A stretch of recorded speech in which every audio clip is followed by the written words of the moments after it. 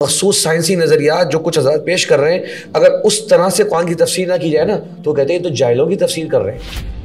معاذ اللہ ثم معاذ اللہ یہ بات ہونی چاہیے کہ کیا نبی صلی اللہ علیہ وسلم کو سائنس کا علم تھا؟ کیا صحابہ کو سائنس کا علم تھا؟ پھر تو یہ قرآن مجید کسی سائنسدان میں نازل ہونا چاہیے تھا۔ علم حدیث کے اندر ساحل صاحب جو ہیں وہ یتیم ہیں۔ میں اگر ایک بات کر رہا ہوں تو میں ایویڈنس کے ساتھ بات کر رہا ہوں، ذرا ہمبل ہو کے طریقے کے ساتھ بات بالکل اپنی دلیل کو جذباتی انداز میں اور آنکھیں نکال کے اور اسے چڑھ کے بیان نہیں کروں۔ یعنی کہنا چاہ رہے ہیں کہ ذوالقرنین نے انٹر گیلیکٹک سفر کیے ہوئے، ایک گیلیکسی سے دوسری گیلیکسی میں سفر کیے ہوئے، اور یاجوج ماجوج جو ہے وہ اصل میں کسی اور سیارے سے ہمارے پاس آئیں گے۔ نبی صلی اللہ علیہ وسلم کے زمانے میں ڈسکور ہوا نہ بیان ہوا، آپ اس چیز کو لے کر آ جائیں اور پھر آپ وہ درگت بنائیں، علماء کی وہ درگت بنائیں آپ کہ جی یہ دیکھیں ان کو پتہ ہی کچھ نہیں ہے۔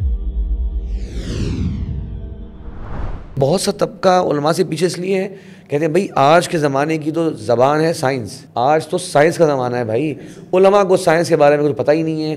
بلکہ کچھ لوگ یہ کلیم کرتے ہیں کہ قرآن مجید جو ہے نا وہ سائنسی کتاب ہے، اور قرآن مجید کو جب تک مخصوص سائنسی نظریات جو کچھ حضرات پیش کر رہے ہیں اگر اس طرح سے قرآن کی تفسیر نہ کی جائے نا تو کہتے ہیں تو جاہلوں کی تفسیر کر رہے ہیں۔ انہیں پتہ ہی کچھ نہیں ہے کہ قرآن کس طرح کی انٹلیکچوئل صلاحیت ڈیمانڈ کرتا ہے آپ سے کہ آپ کے اندر وہ ہو تب جا کے قرآن سمجھیں۔ اس کی ہم بات کریں، بالکل ہمارے آپ ایسے ہیں جو پورٹلز کی باتیں بھی کرتے ہیں اور جو ہے وہ مناسب سمجھے تو میں نام بھی لے دوں کہ ہمارے بڑے اچھے جذباتی آدمی ہیں ساحل عظیم صاحب۔ میں نہیں کہہ رہا کہ ان کی نیت کوئی ایسی ہوگی، یقیناً اچھی نیت کے ساتھ اچھے جذبے کے ساتھ وہ لگے ہوئے، لیکن وہ جو ایک علماء کے اوپر ایک ٹارگٹ کرنا جو ہے ان کا، اس کے بنیادی طور پہ یہ ایک ان کی ایک لاجک یہ بھی ہے کہ جی ہمارے یہاں جو تفسیر قرآن جو ہے وہ اس کے اندر کوئی سائنس کا ذکر ہی نہیں ہوتا۔ آج زمانہ سائنس کا ہے تو انہوں نے کوشش کی، خود بڑی اور عجیب و غریب سی کوشش کی۔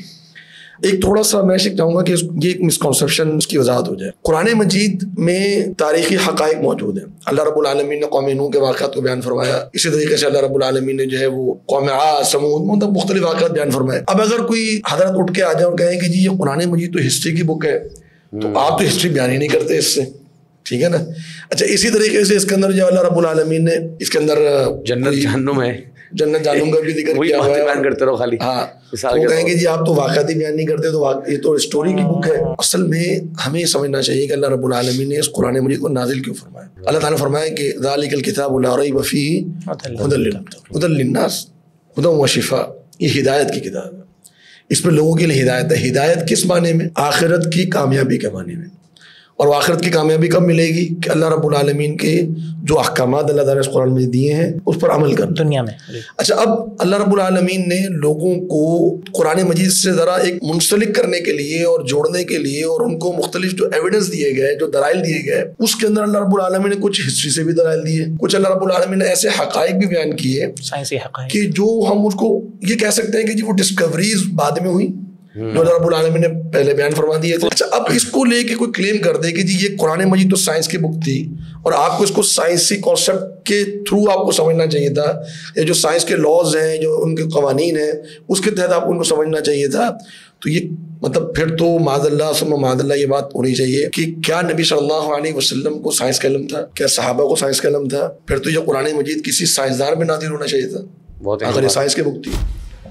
اور اگر نبی صلی اللہ علیہ وسلم کو سائنس کا علم نہیں تھا، اور واقعہ نہ صحیح یہ والی سائنس جو آج کل کی سائنس، تو کیا معاذ اللہ نبی صلی اللہ علیہ وسلم قرآن مجید کی صحیح تفسیر نہیں کر سکے امت کے سامنے؟ یعنی نہ صحابہ کو وہ باتیں پتہ، جو نہ نبی صلی اللہ علیہ وسلم کو باتیں پتہ، جو باتیں آج ہمارے مفسرین جو ہے وہ بیان کر رہے ہیں، مطلب مفسرین تو میں نہیں کہوں گا۔ اب دیکھیں مثلا سورہ طلاق کی آیت ہے، اللہ الذی خلق ومن الارض مثلہن۔ اب اس کے بارے میں ایک موقف ساحل عظیم صاحب کا یہ ہے، وہ عبداللہ بن عباس رضی اللہ عنہ کی تفسیر لے کر آتے ہیں، اس کے اندر وہ بیان کرتے ہیں کہ جی یہ جو ہے نا وہ زمینیں ہیں، اور اس طرح زمینیں اور زمینوں کے دوران پورٹلز کے ذریعے سے سفر کیا جا سکتا ہے، اور یہ ڈسکوریز ہو چکی ہیں اور آج کے لوگ ماننے کے لیے تیار نہیں ہے۔ اب پہلی بات تو یہ ہے کہ جس روایت کو وہ بنیاد بناتے ہیں، جناب عبداللہ بن عباس رضی اللہ عنہ کی روایت، تمام مفسرین نے اس روایت کو ضعیف قرار دی، وہ روایت کہیں پر بھی صحیح سند سے ثابت ہی نہیں ہے۔ معذرت کے ساتھ ایک جملہ بول رہا ہوں, علم حدیث کے اندر ساحل صاحب جو ہیں وہ یتیم ہے, اس میں کوئی دو رائے نہیں ہے جی. اور اس کی بہت ساری مثالیں ہیں, ان کی جتنی بھی اس تعلق سے جو افکار ہیں نا وہ ایسی ہی روایات پر ٹکی ہیں کہ جو روایات مستند روایات ہیں ہی نہیں, وہ زبردستی یہ کوشش کرتے ہیں ثابت کرنے کی کہ صحابہ کرام نے قرآن کو سمجھا ہی سائنس کے تھرو. اچھا اب یہاں دیکھیں ایک چیز سمجھنے کی بات ہے کہ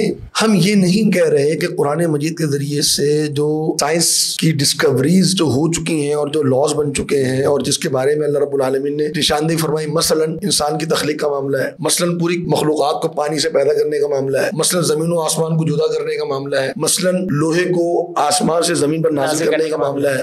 یہ وہ ڈسکوریز ہیں جو آج ہو رہی ہیں اور قرآن مجید سے پہلے بیان ہو چکی ہیں. مثلا دو سمندروں کا آپس میں نہ ملنے کا معاملہ ہے. ہم یہ نہیں کہہ رہے کہ ان چیزوں کا بھی انکار کر کے ان کو بھی آپ غیبی امور میں لے جائیں, یہ آپ سائنٹیفکلی ان کو ڈیفائن نہ کریں. ہاں یہ تو پروف ہے, یہ تو ایویڈنس ہے قرآن مجید کے بغیر تکلف کے. ہاں بغیر تکلف کے. اصل بات یہ ہے کہ آپ قرآن مجید کی تفسیر میں اس کے معنی کو اتنا تکلف کے ساتھ تبدیل کر دیں کہ اس کے اصل معنی سے ہٹا دیں اس کو. اچھا اور یہ کیوں کر رہے ہیں ہم, کیونکہ ہم مرعوب ہیں اس سائنس سے کہ جس کو بہت سے لوگ آج کل بھی چیلنج کر رہے ہوتے ہیں. حقیقت آپ کو بتاتا ہوں, سر سید احمد خان صاحب نے کسی زمانے میں تھیوری آئی تھی سائنس کے اندر کہ جی سپر نیچرل چیز کوئی نہیں ہوتی. تو سپر نیچرل چیز چونکہ کوئی نہیں ہوتی ہے تو لہٰذا انہوں نے کہا کہ جی معجزات کے سارے معجزات کا انکار کیا, جنت کا انکار کیا, جہنم کا انکار کیا, جنات کا انکار کیا, فرشتوں کا انکار. سائنس یہ کہہ رہی ہے کہ جی سپر نیچرل چیزیں بھی ہوتی ہیں. یہیں پر تھوڑا سا رکے نا شیخ, اس دور کے اندر اگر سر سید صاحب کی اس تھیوری کو یا پھر اس لاجک کو تسلیم کر لیا جاتا تو آپ سمجھ لیں کہ سارے مسلمان جو ہیں, صاحب نے تو لکھا نا اس کو تفسیر کے اندر,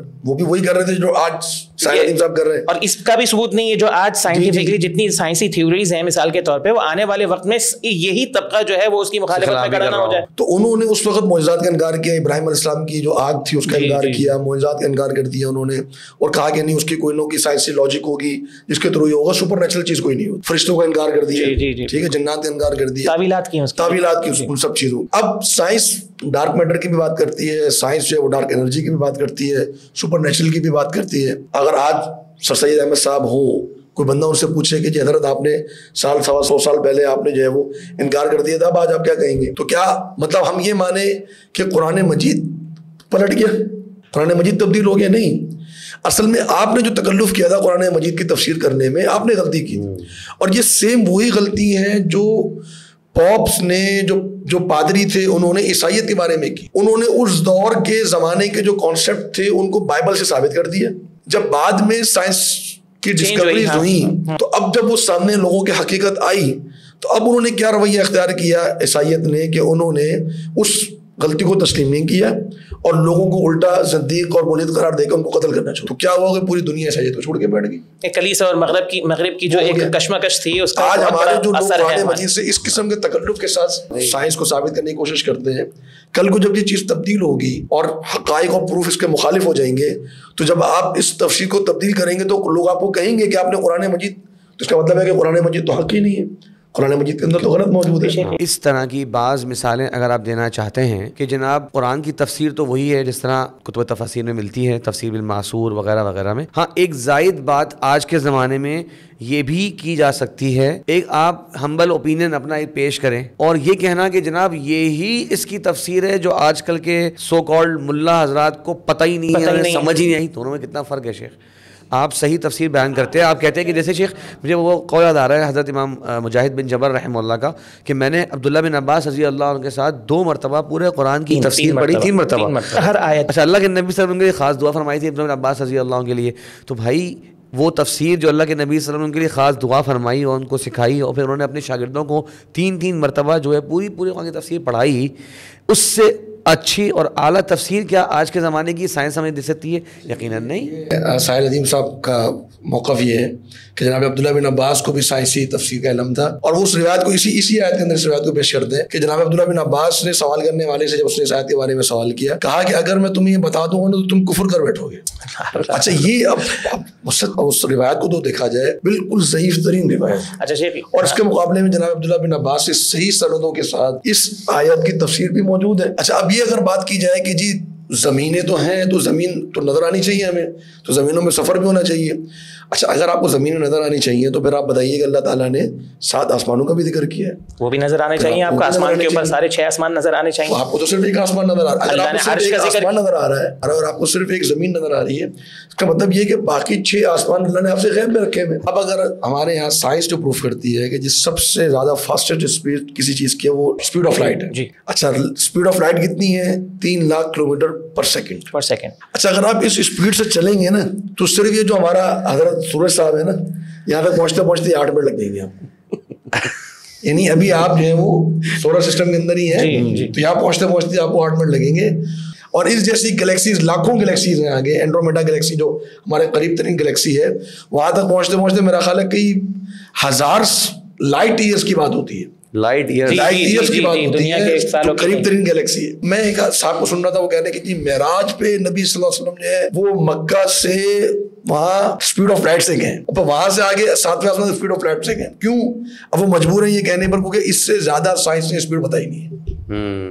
اب نبی صلی اللہ علیہ وسلم کو جو سفر ہے اگر وہ اسپیڈ آف لائٹ سے ہوتا تو سورج تک پہنچتے پہنچتے ہی 8 منٹ لگتے اور گلیکسی سے نکلتے نکلتے. تو مقصد یہی باتیں اگر آپ سائنس کے تھرو کرنا شروع کر دیں, کچھ چیزیں ایسی جو غیبیات کے امور میں سے. بالکل. اچھا اسی طرح سے ایک اور جو معاملہ کہ ذوالقرنین اور وہ پورٹل والا, وہ ایسا ایگزامپل ذکر کر رہے ہیں کہ دیکھیں آپ علماء کو رد کرنے کے لیے آپ جب یہ سہارا لیتے ہیں کہ جو قرآن مجید کی تفسیر علماء وہ بیان نہیں کرتے جو آج کے نوجوان کو بیان کرنی چاہیے سائنس کے تھرو, آپ کتنی بڑی بڑی غلطیاں کر جاتے ہیں. یہ بات کیا کرتے ہیں کہ ذوالقرنین جو ہے وہ عین حمیہ کی بات کرتے, ٹھیک ہے نا, کہ حتی اذا بلغ مغرب الشمس وجدها تغرب فی عین حمیہ. وہ عین حمیہ بھی بولنا نہیں آتا ان کو. وہ کہتے ہیں کہ جی عین حمیہ کا مطلب ہے, ہم تو کہتے ہیں کیچڑ والا وہ ایک چشمہ, یا بعض قرآن اس کو عین حامیہ پڑھا ہے. اچھا اس کو وہ کہتے ہیں کہ جی یہ اصل میں عین سے مراد جو ہے وہ ہے ہمارا بلیک ہول, اور حمیہ مطلب وہ گرم ہے. تو چونکہ بلیک ہول جو ہے وہ ویسے تو نظر نہیں آتا کیونکہ لائٹ جب جاتی ہے تو واپس نہیں آ سکتی, ریفلیکٹ نہیں کرتی لائٹ, تو اس کے ارد گرد جو اس کا ایک پورا دائرہ بنتا ہے وہ آنکھ کی طرح کا بنتا ہے. تو اصل میں سورج جو ہے وہ بلیک ہول میں غروب ہو رہا ہے, کیونکہ ہماری جو گلیکسی ہے یہ ایک سائنس کی تھیوری ہے کہ جتنی بھی گلیکسیز ہیں وہ ایک بڑے بلیک ہول کے ارد گرد جو ہے وہ طواف کر رہی ہو, تو ہمارا جو سورج ہے وہ بھی اسی کے گرد گھوم رہا ہے. اب یہ سائنسی تھیوری ہے, پروف نہیں ہوئی ابھی تک, ٹھیک ہے نا, تھیوری ہے, پروف نہیں ہوئی ابھی تک, اس پر ڈیبیٹ چل رہی ہے. اب اس کو وہ قرآن مجید کی تفسیر میں لے آئے عین حامیہ کے اندر اور بڑی شدت کے ساتھ بیان کرتا ہے. اچھا یہ میں ایک تھوڑا سا بات یہ کروں, ایک ہوتا ہے اگر آپ بات کریں نا, میں اگر ایک بات کر رہا ہوں تو میں ایویڈنس کے ساتھ بات کر رہا ہوں, تو میں ذرا ہمبل ہو کے طریقے کے ساتھ اپنی بات کو سمجھانے کی میں اپنی دلیل کو جذباتی انداز میں اور آنکھیں نکال کے اور اسے چڑھ کے بیان نہیں کروں گا, کیونکہ مجھے پتا ہے کہ میری دلیل میں اتنا وزن ہے کہ مجھے چیخنے سے کوئی فرق نہیں پڑے گا. آپ ایسے جذباتی ہو کے بات کر رہے ہوں کہ سامنے والے کو لگے کہ اس کو تو کچھ بھی نہیں آتا, اور آپ اپنی دلیل میں جذبات کو جب ڈال دیتے ہیں تو اس کا مطلب کیا ہوتا ہے کہ آپ خود اپنی دلیل پر اعتبار, بھائی اگر آپ کی دلیل قوی ہے آپ طریقے سے بیان کریں. اب آپ نے اچھا پھر صرف یہ نہیں کہ جذباتی بلکہ اس کو عقل کل مان لینا اور پھر اگلے کے اوپر یہ سمجھ لینا کہ اتنا دبا دینا کہ اگر تم نے میری اس تفسیر کا رد کیا اس کا مطلب یہ کہ تم بے عقل ہو. بھائی ڈیبیٹ ہو رہی ہے ایسے, آپ پروف رکھیں, آپ دلیل رکھیں, آپ ایک ایسی چیز بیان کر رہے ہیں جو ابھی بھی سائنٹیفک تھیوری ہے اور پروف نہیں ہوئی ہے, ثابت نہیں ہوئی ہے. جی ہاں ٹھیک ہے نا. اچھا اب یہ اس عین الحامیہ کے طرف چلے گئے, یعنی کہنا چاہ رہے ہیں کہ ذوالقرنین نے انٹر گلیکٹک سفر کیے ہوئے, ایک گلیکسی سے دوسری گلیکسی میں سفر کیے ہوئے, اور یاجوج ماجوج جو ہے وہ اصل میں کسی اور سیارے سے ہمارے پاس آئیں گے. اب قرآن مجید کی آیت پڑھیں, یسألونک عن ذی القرنین قل سأتلو علیکم منہ ذکرا. آگے کیا فرمایا, انا مکننا لہ فی الارض, حکومت, اور ہم نے ذوالقرنین کو جو سہولت دی تھی یا جو اس کو قوت دی تھی وہ اس زمین میں دی تھی. الارض, جتنے بھی عربی گرامر کو پڑھنے والوں کو پتا ہے اس میں جو الف لام لگا ہوا ہے وہ خاص اس ارض کو, اس زمین کو, خاص اس زمین کے ماحوتا کے لیے ہے کہ جہاں پہ زمین سے باہر نہیں ہے. اچھا پھر اگر مغرب الشمس اور مطلع الشمس دونوں میں اللہ رب العالمین نے فرق کیا, اگر تو اس نے جانا تھا بلیک ہول کی طرف ہی تو اس کا مطلع اور مغرب کیسے آپ فرق کریں گے, کہاں سے اسٹارٹنگ ہو رہی ہے اور کہاں سے اینڈنگ ہو رہی ہے. سفر کر رہا ہے اس کی طرف, بلیک ہول کی طرف, اس سفر کر ابھی غروب ہوا نہیں ہے, تو وہ غروب کب ہوگا اور طلوع کب ہوگا, تو مطلع اور مغرب کیا ہوگا پھر اس کا مطلب. اور مطلع اور مغرب جو ہوتا ہے نا وہ ایک ریلیونٹ ایک سمت ہوتی ہے, مطلب اگر میں یہاں موجود ہوں میرا طلوع یہ ہے اور میرا غروب یہ ہے, تو مطلع اور مغرب اگر بلیک ہول کے حساب سے ہیں تو بلیک ہول کے حساب سے تو مطلع مغرب ہوتا ہی نہیں ہے. بلیک ہول میں تو کچھ چلی جائے تو آپ آ نہیں سکتے واپس, آگے بڑھتے رہے. تو سائنٹیفکلی بھی یہ چیز نہ پروف ہوتی ہے اور نہ ہی شرعی طور پہ پروف. اور آپ اس چیز کو لے کر اتنا جذباتی ہو جائیں کہ جی دیکھیں یہ بلیک ہول ہے اور یہ لوگ علماء بیان نہیں کرتے اس کو عین حمیہ. بھائی نہ نبی صلی اللہ علیہ وسلم نے بیان کیا, ڈسکوری نہیں ہوا تھا اس زمانے میں, تو ٹھیک ہے نا, صحابہ نے بیان نہیں کیا. اب بلیک ہول نہ نبی صلی اللہ علیہ وسلم کے زمانے میں ڈسکور ہوا, نہ بیان ہوا, نہ کسی تفسیر میں بیان ہوا. آپ اس چیز کو لے کر آ جائیں اور پھر آپ وہ درگت بنائیں علماء کی, وہ درگت بنائیں آپ کہ جی یہ دیکھیں ان کو پتہ ہی کچھ نہیں ہے. اردو تفاسیر میں میرے خیال سے بھٹوی صاحب نے, عبد الرحمن کیلانی صاحب نے بھی یہی بات ذکر کی ہے وجدہ کے اندر, اور عربی کے اندر بھی مفسرین نے یہ بات ذکر کی ہے کہ جی یہ ذوالقرنین کو فیل ہوا کہ جی سورج کہاں اس نے جو دیکھا ہے, حقیقت ذوالقرنین کو بھی نہیں پتہ تھی. جی اچھا ایک اور شک میں ذکر کروں, اب یہ میں نے سر سید کا ذکر کیا, اسی طریقے سے ایک اور عالم مدرے مصر میں طنطاوی, انہوں نے بھی اسی طریقے سے سائنسی تفسیر کی الجواہر کے نام سے. اب آج ان کی, یہ آج سے 40 سال 50 سال پہلے کی تفسیر, اب آج ان کی تفسیر آپ اٹھا کے دیکھ لیجئے, اس کو پڑھ کے ہنسی آئے گی. جو انہوں نے اپنے زمانے کی سائنسی ڈسکوریز کے حساب سے جو تفسیر کی ہے, آج آپ اس کو پڑھیں گے تو آپ کو کہیں گے یار یہ کیا ہو, تو مطلب ساحل الدین بھائی بھی ہنس رہے ہوں گے جی جی جی کہ یار کیا لکھا ہوا ہے انہوں نے. تو میرے بھائی جس طرح آپ ان پر ہنس رہے ہوں گے نا, کل کو آپ کی عین حمیہ میں بھی لوگ ہنس رہے ہوں گے. جی بالکل. تو اس لیے آپ کو ذرا طریقے کے ساتھ, اور جو علماء بیان کرتے ہیں وہ اس لیے اس روب اور ہیبت کے ساتھ کہ قرآن مجید میں اپنی رائے سے کوئی بات نہیں کی جا سکتی, تو اس چیز کو بنیاد بنا کر آپ علماء سے دور کرنا شروع کر دیں گے. جو علماء کو تو پتہ ہی نہیں ان چیزوں کا, اور یہ جو